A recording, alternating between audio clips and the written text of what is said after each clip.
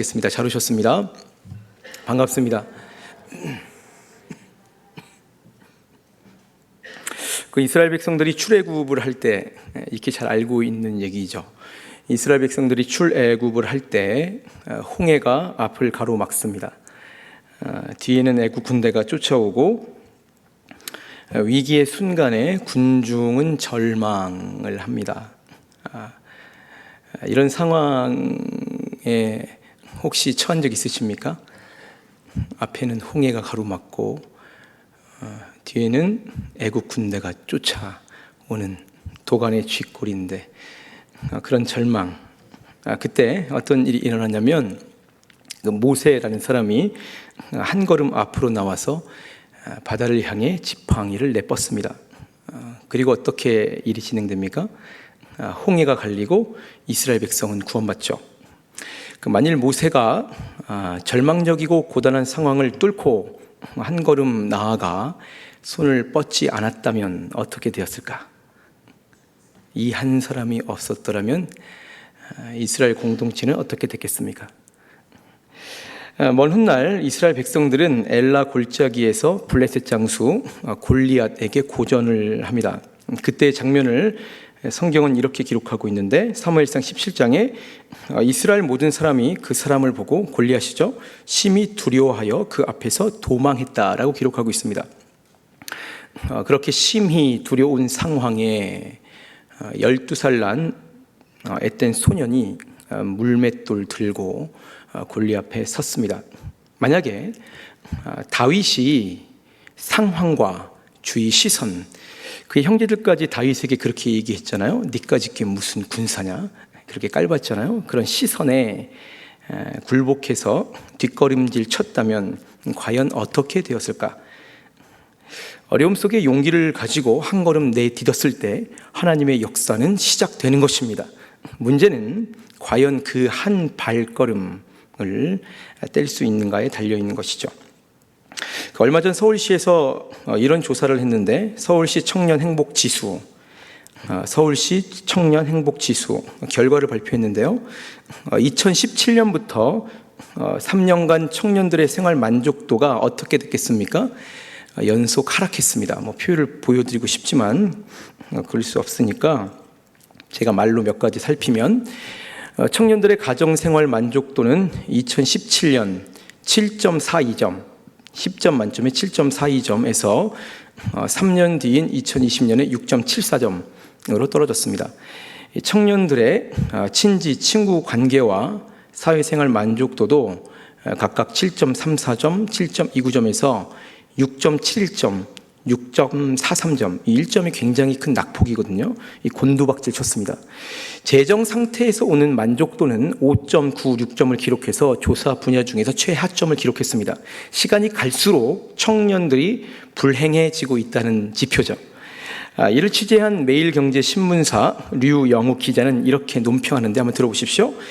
미래 세대 주축이 될 청년 세대의 마음 건강이 점점 악화되고 있다. 취업난과 주거난의 공통 분모인 금전 문제도 영향이 있지만 가족과 친구 간 관계에서 얻을 수 있는 만족감이 저하되는 것, 곧 공동체의 상실이 주 원인으로 뽑힌다. 자, 그런데 이러한 것은 비단 청년들만의 얘기는 아닙니다. 한국은 우울증 유병률이 36.8%로 OECD 국가 중에서 1위입니다. OECD 국가 중에서 또 1위 한 게 있죠. 자살률은 여전히 1위고 이 전체 자살률 중에 10대에서 30대 청년 사망 원인 1위가 또한 자살입니다. 노인 자살률은 OECD를 넘어서, OECD가 좀 잘 사는 나라들 모인 집단이잖아요. OECD를 넘어서 노인 자살률은 세계 몇 위쯤 될 것 같습니까? 노인 자살률은 세계 1위입니다. 그래서 연령에 관계없이 하루 평균 몇 명 자살할까요? 저는 이 통계 보고 깜짝 놀랐는데 오늘 하루 몇 명이 스스로 목숨을 끊었겠습니까? 무려 36.1명이 자살하고 있는 끔찍한 현재를 우리는 살아가고 있습니다. 많은 사람들이 주어진 상황에 절망했고 그 지점에서 용기를 내지 못해 결국 무너져 내려버리는 것이죠. 자, 그런 시기에 여러분은 요즘 어떻게 사십니까? 이따금씩 어떤 절망을 경험하고 있고 어떻게 그 절망을 대처하십니까? 그럴 때마다 우리에게 필요한 것은 용기인 것이죠. 이젠 많이 알려진 이 미국 메이저리그의 전설적인 포수 요기 베라가 이렇게 얘기했습니다. 끝날 때까지 끝난 것이 아니다. 그러니까 그 상황에 절망하지 말라. 이제 많이 알고 있는 얘기죠. 그 영국의 위대한 수상 윈스턴 처칠이 세계 2차 대전 중에 그 옥스포드 대학 강단의 강사로 초청받아서 섰습니다. 그런데 많은 대학생들이 기대했겠죠. 과연 처칠이 어떤 연설을 하고 내려갈 것인가. 근데 딱 3마디 하고 내려갔습니다. 첫 마디, 포기하지 마십시오. 둘째 마디, 절대로 포기하지 마십시오. 셋째 마디는 무엇이겠습니까? 절대로 어떤 상황에서든 포기하지 마십시오. 그리고는 단상에서 내려왔고 우리와 같은 박수 갈채를 받았고 당시 패색 짙었던 2차 대전을 승리로 이끌었습니다. 어떤 상황에도 포기하지 않고 용기만 가질 수 있다면 우리는 결국 승리할 수 있는 것입니다. 문제는 과연 용기를 낼 수 있는가에 달려 있는 거죠. 오늘 우리가 함께 나눈 말씀은 안진뱅이를 일으킨 베드로와 요한이 권력자들에게 잡혀갔을 때 일어난 사건을 다루고 있습니다. 제가 한 2차례 앞 그리고 중간 정도를 다룬 적이 있지만 그래서 다들 잘 아시겠지만 혹시 내용의 이해를 위해서 줄거리를 소개하자면 이렇습니다.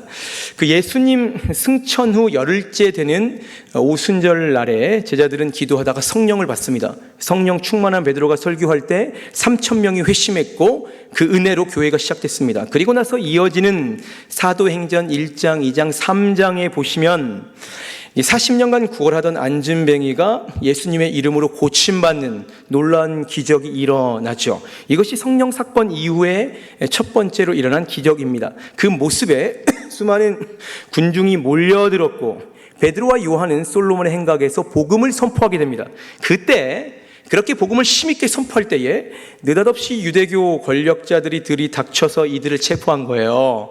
그리고는 이튿날 공회를 소집해서 두 사도를 이렇게 추궁하기 시작합니다. 사도행전 4장 5절 이후를 보면 이튿날 관리들과 장로들과 서기관들이 예루살렘에 모였는데 대제사장 안나스와 가야바와 요한과 알렉산더와 및 대제사장의 문중이 다 참여했대요. 그 공회에.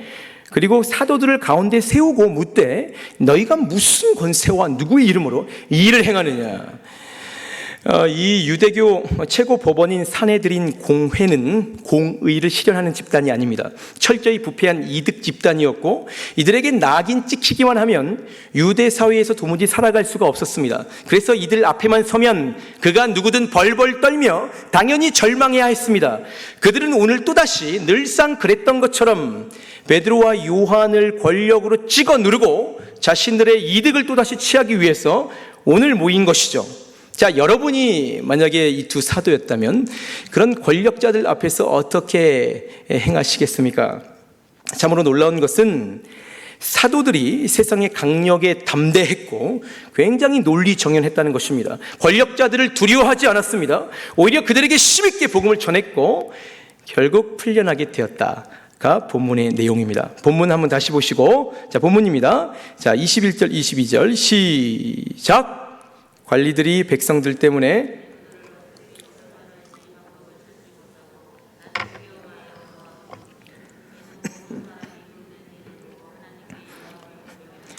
이 표적으로 병 나은 사람은 40여 세에 되었더라. 아멘. 여기 보시면 사도들이 풀려난 이유가 무엇입니까? 본문은 그 된 일을 보고 하나님께 영광을 돌리는 백성들로 인함. 다시 한번 말씀드리겠습니다. 사도들이 풀려난 이유는 그 된 모든 일을 보고 하나님께 영광을 돌리는 백성들로 인해서 풀려났다. 그렇게 기록하고 있습니다. 여기서 그 백성이란 부활하신 예수 그리스도의 이름으로 안진뱅이가 일어났다는 소문을 들은 예루살렘 사람들, 그리고 두 사도가 재판받는 의회에 처음부터 끝까지 참관한 방청객들입니다. 그 모두를 직접 보고 들은 온 백성이 이제야 알게 된 것입니다. 이런 일은 하나님의 능력이 아니고서는 불가능하다. 이들의 언행 일치를 보니 예수님은 하나님의 아들이고 부활한 것이 맞다.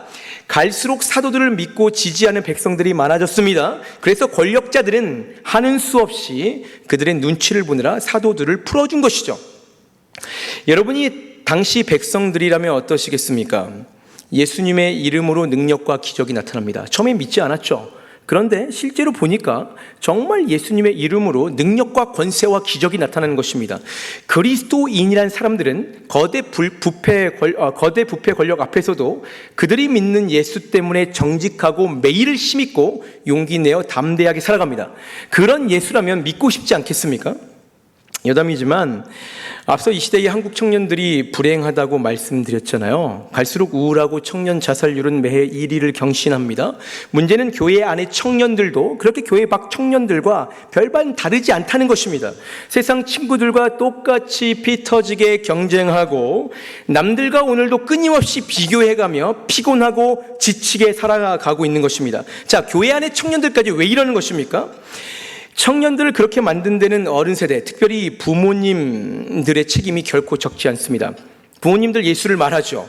좋다고 자녀들에게 소개합니다. 그러나 예수와 세상의 가치가 격돌할 때에, 세상의 권력이 내 신앙을 찍어 누를 때에, 그때마다 여러분 조심하십시오.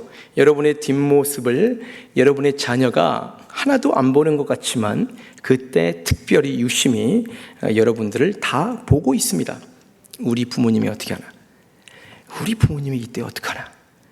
그때 어떤 부모님들, 다른 교회에 있는 어떤 부모님들은 결국 세상에 무릎 꿇고 신앙을 엎어버리는 안타까운 모습을 많이 보이지 않습니까? 그러니 이 시대의 교회 청년들이 예수를 믿지 못하는 것입니다. 어른들의 신앙을 보고 하나님께 영광을 돌릴 수가 없죠. 세상과는 다른 인생을 생각해 볼 겨를이 없고 어쩔 수 없이 세상의 가치를 그대로 받아들여가며 서서히 죽어가며 살아갈 수밖에 없는 것입니다. 보고 배운 게 없기 때문이죠. 마태복음 5장에 이같이 너희 빛이 사람 앞에 비치게 하여 그들로 너희의 착한 행실을 보고 하늘에 계신 너희 아버지께 영광을 돌리게 하라. 오늘 본문의 백성들은 너무나 힘겹고 절망적이어도 예수로 살아내는 사도들을 직접 볼 수 있었습니다. 그래서 하나님께 영광을 돌렸습니다. 그들의 삶을 통해 하나님의 살아계심을 믿을 수밖에 없었던 것이죠. 자, 다시 본문으로 돌아와서, 그런데 오늘 본문을 쭉 계속 보시면 백성들이 하나님께 영광을 돌린 보다 구체적인 이유를 밝히고 있는데, 본문 4장 22절에 이표적으로 병 나은 사람은 40여 세나 되었더라. 무슨 얘기를 제가 하려고 하냐면, 한글 성경에는 빠져 있지만 이 헬라어 원문을 보시면 이유를 나타내는 접속사, 왜냐하면 이 구절 가장 앞에 붙어 있습니다. 그래서 원문을 살려서 번역하면 이렇게 돼요. 오늘 본문이 21절 하반절에 관리들이 사도들을 풀어준 이유는 모든 백성들이 그 된 일을 보고 하나님께 영광을 돌렸기 때문입니다. 왜냐하면, 왜 사람들이 그렇게 하나님께 영광을 돌렸냐면 이표적으로 병 나은 거린의 나이가 40여 세나 되었기 때문입니다. 사람들이 사도들을 신뢰하고 하나님께 영광을 돌린 이유가 사도들이 일으킨 안진뱅이 나이가 40여 세나 되었기 때문이라는 거죠. 이게 무슨 말이겠습니까? 이게 무슨 말이겠어요? 왜 백성들은 안진뱅이 나이가 40세가 되었기 때문에 하나님께 영광을 돌리지 않을 수밖에 없었을까? 자, 이것은 두 가지로 나눠 살펴볼 수 있는데, 자, 첫째, 40세 장애인이 회복되는 일은 하나님만이 하실 수 있기 때문입니다. 한국인의 2020년 평균 수명이 얼마나 될 것 같으십니까? 남성은 몇 살쯤 될 것 같으세요? 80.5세. 2020년에 여성은 86.5세가 평균 수명입니다.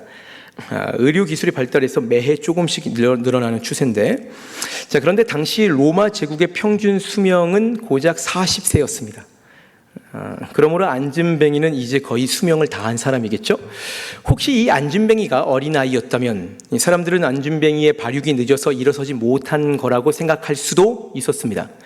혹시 안진뱅이가 만약에 10대 청소년이었다면 혹시 재활을 통해서 충분히 일어설 수도 있겠다라는 희망을 가졌을지도 모릅니다. 그런 와중에 안진뱅이가 만약에 일어섰다면 사람들은 그가 일어난 것을 하나님의 능력이 아니라 사람의 일이구나, 그저 행운 정도로 치부할 수도 있었던 것이죠. 그런데 어떤 희망도 가능성도 없는 무려 40세가 된 안진뱅이가 멀쩡히 서서 걷는 것은 도무지 이 당시에는 있을 수 없는 일이었습니다. 그런 초상식적인 일이 예수 그리스도의 이름으로 자신들 앞에서 실제로 벌어진 거죠. 그래서 백성들은 40여 세나 되는 그의 나이에 놀라며 하나님께 영광을 돌릴 수밖에 없었던 거예요. 자, 둘째, 그의 용기 때문이었습니다. 저는 이것을 강조하고 싶은데 백성들이 하나님께 영광을 돌린 무엇보다 중요한 이유는 병 나은 거린이 40여 세나 되는 나이에 보여준 놀라운 용기 때문이었습니다.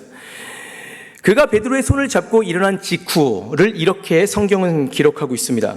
뛰어서서 걸으며 그들과 함께 성전으로 들어가면서 걷기도 하고 뛰기도 하며 하나님을 찬송하니 모든 백성이 그 걷는 것과 하나님의 찬송함을 보고, 자, 잘 보십시오. 거린에게는, 이제 막 일어난 거린에게는 선택지가 있었습니다. 우리에게도 늘 항상 선택지가 있습니다.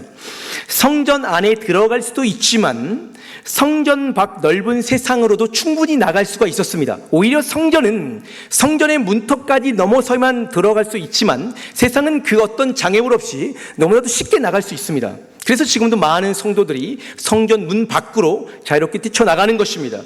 그런데 이 거리는 성전 안으로 들어가길 선택한 것이죠. 게다가 말씀을 보시면 혼자 가지 않고 당시 권력자들이 너무나도 반대했던 사도들과 함께 성전에 들어가면서 하나님을 찬송했습니다. 그 모습을 모든 백성에게 그대로 여과 없이 약점이 될 수 있거든요. 같이 추방당할 수도 있는 일입니다. 그럼에도 불구하고 여과 없이 모든 백성들에게 드러내 놓았습니다. 그걸 거린이 선택한 것이죠. 그리고는 사도들이 재판받는 법정에까지 나타났어요. 자, 말씀드렸듯이 40세에 고침받은 거린에게 남은 수명은 이제 얼마 되지 않습니다. 오늘 죽을 수도 있는 일이고 내일 죽을 수도 있는 일이고 아니면 한 달 후에 죽을 수도, 아무도 예측할 수 없는 시간을 안진뱅이 거리는 살아가고 있습니다. 그런 그가 오늘 고침받은 거죠.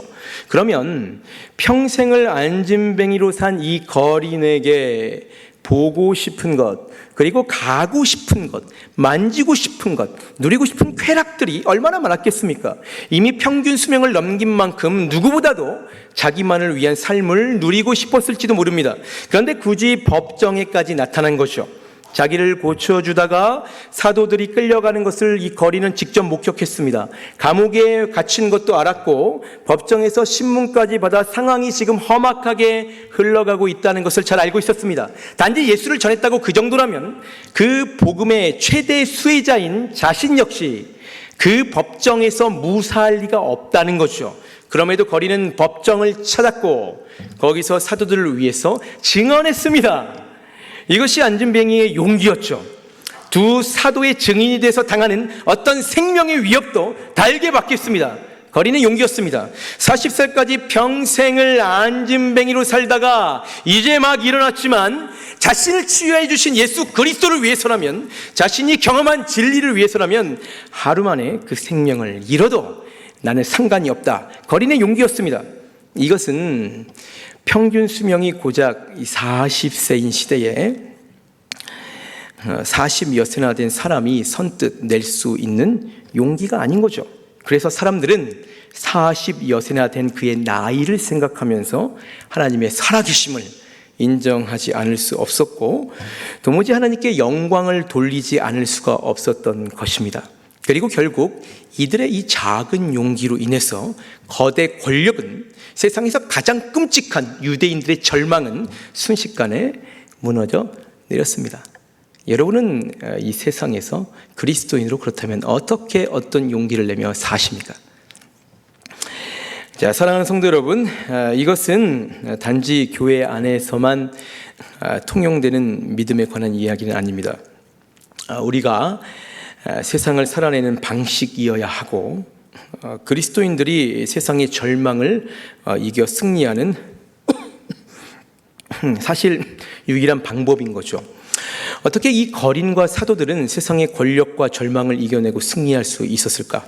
어떻게 하면 우리 역시 이 거친 세상에서 늘 담대하게 용기 내어 상황을 뚫고 나갈 수 있을까요? 그것만 된다면, 우리가 어떤 상황에서도 용기만 낼 수 있다면 세상의 압박은 물론이고 사단 권세의 결박에서 우리가 풀려 자유로울 수 있는 것입니다. 자, 사도들이 법정에서 권력자들에게 맞설 때 성경은 이렇게 기록하고 있습니다. 사도행전 4장 8절 앞을 보시면 이에 베드로가 성령이 충만하여 이르되, 그리고는 베드로가 막 말하기 시작하죠.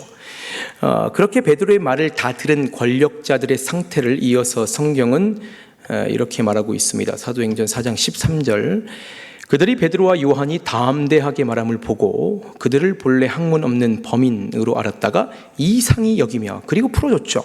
성령이 사도들에게 임했을 때 이들은 지혜를 얻고 용기를 내어 담대하게 말할 수 있었던 것입니다. 베드로는 여전히 나약하고 부족한 사람이지만 성령이 그 한 사람에게 압도적으로 임했을 때 권력자들 역시 성령에 압도되어서 거기에 굴복하는 것입니다. 그리고 사도들 곁에 선 40여세나 된 안진뱅이를 다시 한번 깊이 생각해 보십시오. 자, 그는 태어나서부터 안진뱅이로 살았다 그랬잖아요. 평생 장애를 가지고 성전 미문에서 국어를 하고 살았어요. 그래서 아마 자신에 대한 절망과 좌절이 분명히 있었을 테고 때로는 자학했을 수도 있습니다. 나아가 그렇게 사는 대로 만사를 부정적으로 생각했을 가능성을 결코 배제할 수 없습니다. 아마도 그에게는 긍정적이거나 소망에 찬 생각들, 그리고 남을 배려하는 생각들을 하기가 거의 불가능한 상태가 이 안진뱅이의 상태였을 거예요. 지금 현재를 살고 있는 이 대다수를 너무나 똑같이 대변하고 있는 것이죠. 그런 그에게 나사렛 예수 그리스도의 이름으로 일어나 걸으라. 그런 그에게 나사렛 예수 그리스도의 이름으로 일어나 걸으라. 예수의 이름이 그의 심령을 파고들었을 때에 평생의 장애가 해결되었습니다. 이것은 단지 외적인 장애뿐만 아니라 정신적이고 영적인 전인격적인 치유를 뜻하는 것입니다.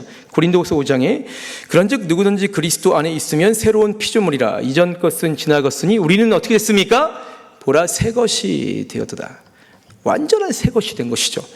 그랬을 때 그는 자기 위험을 감수하면서까지 두 사도를 위해, 예수 그리스도를 위해 사내들인 법정에 자진 출두해서 권력을 이겨 승리할 수 있었던 거죠. 무엇이 그를 이렇게까지 변화시켰습니까? 도대체 어떤 것이 이 거린의 용기의 출처입니까? 두말할 것도 없이 자신을 구원해 주신 예수 그리스도, 성령의 능력이 그 속에 임했을 때 그는 담대하게 용기 내어 권력에 도전할 수 있었던 것입니다. 예수 그리스도 안에서 그의 삶과 태도가 완벽하게 변화된 것이죠. 그의 생각이 새로워졌고 새로워진 생각이 그 삶을 통해서 완벽하게 드러났습니다. 자, 사랑하는 성도 여러분, 우리는 수많은 시간 교회를 다니면서 우리가 마땅히 지녀야 할 바른 생각들, 행위에 대해서 너무나도 잘 알고 있습니다. 너무나 잘 알고 있죠. 너무나 많이 배웠잖아요. 특별히 절망적인 현실에서 우리는 그리스도인이기 때문에 설교 때도 많이 그러니까 너는 그리스도인이니까 마땅히 홍해를 갈라야 돼. 너는 그리스도인이니까 남들이 다 도망가도 너만큼은 요단을 끊어야 돼. 다 잘 알고 있습니다. 그러나 막상 상황이 닥쳤을 때 생각을 지키기도 힘들 뿐더러 굉장히 세속적인 격가지로 흐를 경우가 많죠. 그 생각을 실제로 아무리 내가 그리스도인다운 생각을 했더라도 그 생각을 실제로 용기 있게 해내기를 주저하거나 두려워합니다. 왜냐하면 우리는 너무나도 자주 우리 용기의 출처를 내 자신으로 착각하기 때문입니다. 그러나 아무리 용기를 내려고 해도 전문서적 굉장히 많잖아요. 자기계발서, 수많은 책을 읽고 상담을 하고 애를 써도 약하고 타락한 사람의 감정은 언제나 상황에 짓눌리게 되어 있습니다. 혹시 때로 용기를 내서 무언가 한들 그 용기는 어느새 식어버릴 것이고 더불어 그 용기는 선하지 않거나 옳지 않은 경우가 허다한 것이죠. 그러므로 예수를 붙드십시오. 그러므로 우리가 붙들어야 할 것은 예수 그리스도의 이름인 것입니다. 상황이 힘들고 절망적일수록 더욱 그러하십시오. 우리 속에 예수의 이름이 넘쳐 흐를 때에 우리는 비로소 담대함을 얻습니다. 교회 안에서뿐만 아니라 이것이 우리가 세상을 사는 방식인 것입니다. 성령께서 우리 속에 파고들 때에 그제서야 우리 마음에 힘이 있고 머리에 지혜가 생겨서 그 어떤 절망도 딛고 이겨낼 수 있습니다. 그리고 이것은 늘상 말씀드리지만 기도할 때 임하는 하나님의 능력입니다. 누가복음 11장에 내가 또 너희에게 이르노니 구하라 그러면 너희에게 주실 것이요 찾으라 그러면 찾아낼 것이요 문을 두드리라 그러면 너희에게 열릴 것이니 너희가 악할지라도 좋은 것을 자식에게 줄 알거든 하물며 너희 하늘 아버지께 구하는 자에게 무엇을 주십니까? 가장 좋은 것 성령을 주시지 않겠느냐 하시니라. 빌립보서 4장에 아무것도 염려하지 마십시오. 우리가 해야 할 일은 무엇입니까? 모든 일에 기도와 간구로 너희 구할 것을 감사함으로 하나님께 그리하기만 하면 모든 지각에 뛰어난 하나님의 평강이 그리스도 예수 안에서 우리 마음과 생각을 지키고 새로운 것으로 만들어 버리는 거죠. 그랬을 때 성경은 또한 이렇게 밝히고 있습니다. 내게 그렇게 능력 주시는 우리 주 예수 그리스도 이름 안에서 내가 모든 것을 할 수 있다. 그래서 아무쪼록 여러분이 어떤 절망을 어떻게 어떤 방식으로 겪고 있는지 저는 모릅니다. 아마도 크고 작은 그래도 모든 어려움들을 다 겪고 계시겠죠. 그리고 앞으로 그런 어려움들을 겪어내실 것입니다. 그렇게 모든 절망 속에서 여러분 선택하십시오. 성전 안으로 들어가시겠습니까? 성전문 밖으로 뛰쳐나가겠습니까? 그 모든 절망 속에서 내 감정이 어떻든 남들이 뭐라 하든 상관없이 우리 주 예수 그리스도의 이름 붙들어 늘 승리하시길 기도합니다. 예수 편에 서서 예수로 살아내는 그리스도인들이 그래서 어떻게 상황을 뚫고 나가는지 온 세상에 힘있게 선포하고 도전하시는 주님의 제자 되시길 우리 예수님 이름으로 축원합니다. 여러분 찬양하겠습니다.